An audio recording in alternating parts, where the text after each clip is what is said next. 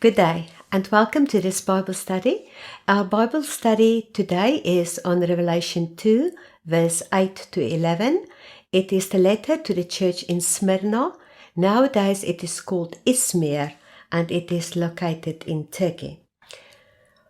To the angel of the church in Smyrna write, These are the words of him who is the first and the last, who died and came to life again. I know your afflictions and your poverty, yet you are rich. I know about the slander of those who say they are Jews and are not, but are a synagogue of Satan. Do not be afraid of what you are about to suffer. I tell you, the devil will put some of you in prison to test you, and you will suffer persecution for 10 days. Be faithful, even to the point of death, and I will give you life as your victor's crown. Whoever has ears, let him hear what the Spirit says to the churches. The one who is victorious will not be hurt at all by the second death. Now, may the Lord bless the reading. Now, the name Smyrna was the Greek word for myrrh, which was the city's main export in ancient times. And this message to the church in Smyrna is the second of 7 messages to the 7 churches in Revelation chapters 2 to 3. And we find that Jesus walks among the churches and keeps tabs on them. And he evaluates each one of them. At the church at Ephesus, Jesus walked among them and he found a hard-working and doctrinally pure church. The problem was that they lost their first love experience with Jesus. But for the church here in Smyrna, Jesus has no words of condemnation. But even though there was no condemnation for this church, this church was experiencing extreme difficulty as well as suffering. And we heard a bit about Smyrna a couple of weeks ago on the news. They were on BBC News. Remember the earthquake? Now, if we look at this church in Smyrna, then we see that the city of Smyrna itself began at the harbor and basically just followed the narrow foothills. And behind this city is a hill covered with temples and impressive buildings, especially the army buildings that are cordoned off. Ian and I walked there and it is really massive. Now the hill was called the Pachos, but the hill was also called the crown of Smyrna because of the way the buildings formed basically a crown around the hill.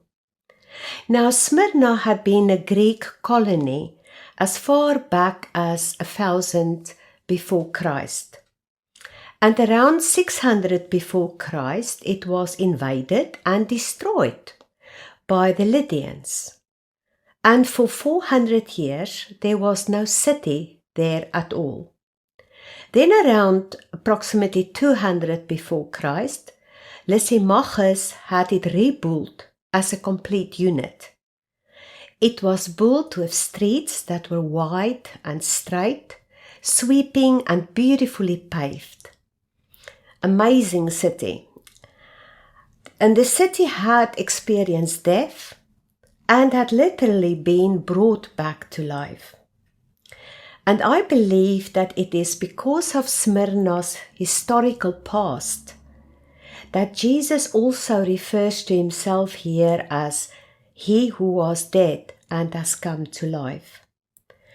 So we also see then that the title for Jesus in this message to the church at Smyrna was also the title found in Revelation 1 verse 17 of the Exalted Jesus. the first and the last who died and came to life. But there were other amazing facts also about Smyrna. It was a free city and it was very, very loyal at that stage to Rome. Cicero basically called it one of our most faithful and our most ancient allies. That is what Cicero called it. Now, it was the first city in the world to build a temple to the goddess Roma and to the spirit of Rome. And so we find a lot of Caesar worship here in this city. And because the Christians refused to worship Caesar, they were harassed, they were imprisoned, and they were tortured. And both the pagans who worshipped Caesar, as well as the Jews, were against this church. And here the Jews slandered the Christians, and it was the slander of those who say they are Jews and are not. Now, these Jews may have been physical descendants of Abraham, but they were not spiritual descendants of Abraham. And here in our reading, Jesus then refers to them as a synagogue of Satan. And yes, this church was also poor, although they were in a very rich, prosperous city. But because the Christians isolated themselves and didn't participate in the politically correct Caesar worship, they became quite poor as doors were slammed in their faces and their businesses couldn't survive. And all over the world, even today, we find loads of Christians being slandered and rejected for their faith, as you well know. But Jesus said, "Take comfort. I know about your affliction and poverty, yet you are rich." My friend, the riches in God's economy is faithfulness. The world may call us poor Christians, but in God's sight we are rich. But if that was not enough, Jesus then challenged them in verse 10. And the challenge for Smyrna is, you are faithful and get ready, because you are about to really suffer. The devil is behind your intense persecution. The time for their suffering is 10 days, most probably a time of enormous persecution, as the history books will tell us. And Jesus then tells this church not to be afraid. Now we know that fear can be a great paralyzer, isn't it? But Jesus assured them that he knew the devil's plans and that he was in complete control of the situation. Now some of the believers would be imprisoned and tried as traitors to Rome, but their persecution would not be long. In the Bible, 10 days is usually considered a short time. But during this time, the important thing is faithfulness, being true to Jesus regardless of what the government threatened to do. The crown of life is the winner's crown that's awarded at the annual athletic games, and Smyrna was one of the key participants in the annual games. And so the message, this specific message, would be especially meaningful to believers living there at that time. And the Lord assured his people that yes, there is persecution, but there is nothing to fear. Because they had trusted him, they were overcomers, victors in the race of faith. And so, as overcomers, they had nothing to fear. Even if they were martyred, they were going to be with Jesus in glory. and they will not experience the second death. Yes, they will experience the first death, but they will not experience the second death. And they were going to receive crowns. They would never face the awful judgment of the second death, which is the lake of fire, and which the unbelievers will experience.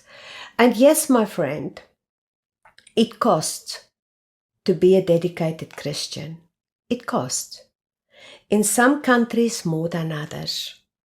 And as the end time pressures increase, and we see it, persecution will also increase, and God's people need to be ready. And yes, the challenge for Smyrna and for us is to be faithful, even to the point of death. According to history, the Christians at Smyrna were faithful unto death. Polycarp, the pastor at Smyrna, is mentioned in Fox's Book of Martyrs, written by John Fox, and that book was first published in 1563. And that book is basically an encyclopedia of those who have died for their faith in Jesus Christ. Now, me and Ian went to the church of Polycarp in Smyrna, and it is a beautiful little building. But Polycarp was captured as an old man. I have already said he was a pastor of the church there. But the people that captured him allowed him 1 hour to pray before he faced death.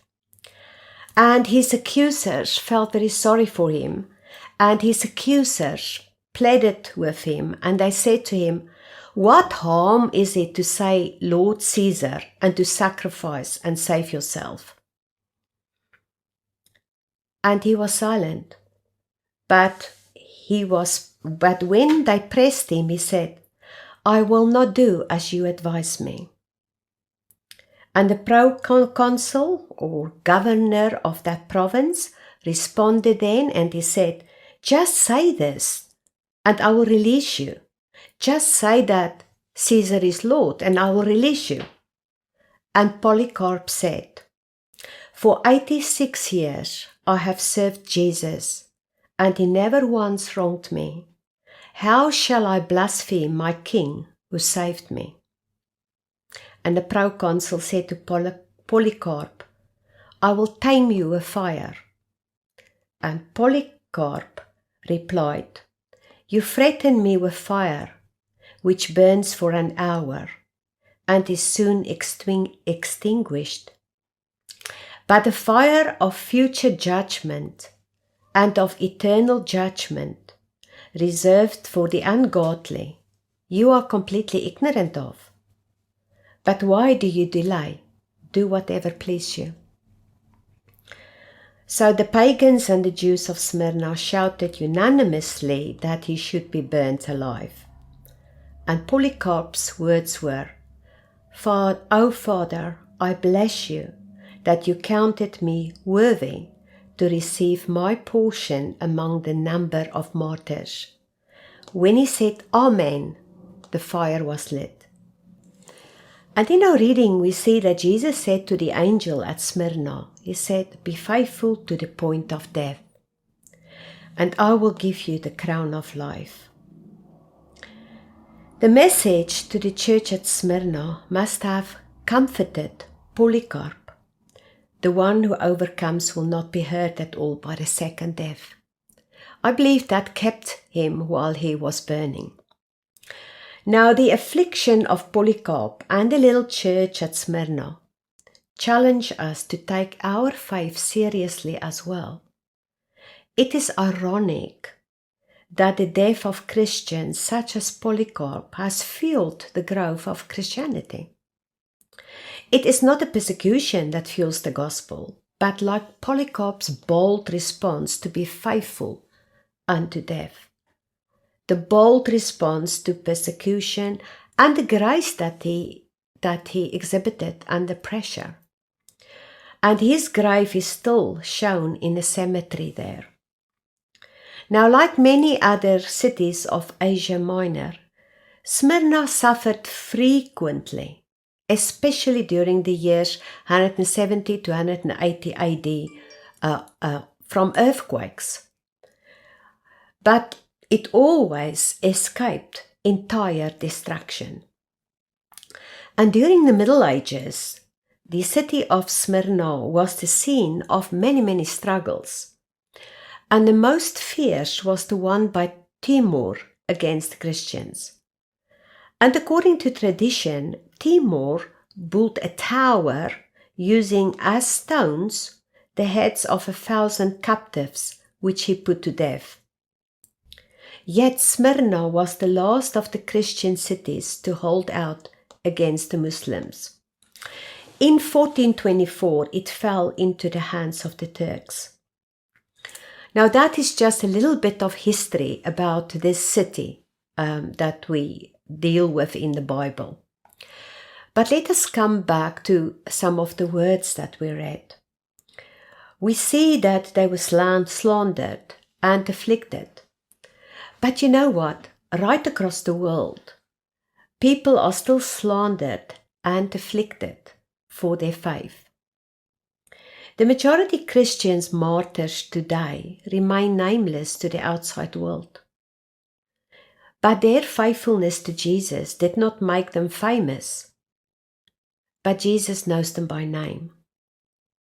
And the challenge to be faithful, even to the point of death, remains. It calls us to be faithful, even if our difficulty is far less than what took place at Smyrna. And the faithful often face tests. In all this, we are called to overcome. And yes, they can kill followers of Christ, but those who die as martyrs will not be hurt at all by the second death. We will not experience the second death. We read, for instance, in 1 Peter 4, verse 13, "But rejoice that you participate in the suffering of Christ, so that you may be overjoyed when His glory is revealed." And we also read in Revelation 21, verse 8, "But the cowardly, the unbelieving, the vile, the murderers, the sexually immoral, those who practice magic arts, the idolaters and all liars, their place will be in the fiery lake of burning sulfur. This is the second death." And Polycarp spoke of fire, and his persecutors were completely ignorant of it. And Revelation 2 verse 18 also refers to a lake of fire as the second death. And my friend, this is what everyone should fear more than anything else. So the challenge for us as believers is to be faithful and to remain faithful. And it means we follow Jesus even when the cost is high. To the faithful Christian, there will be true spiritual riches. Amen. Thank you.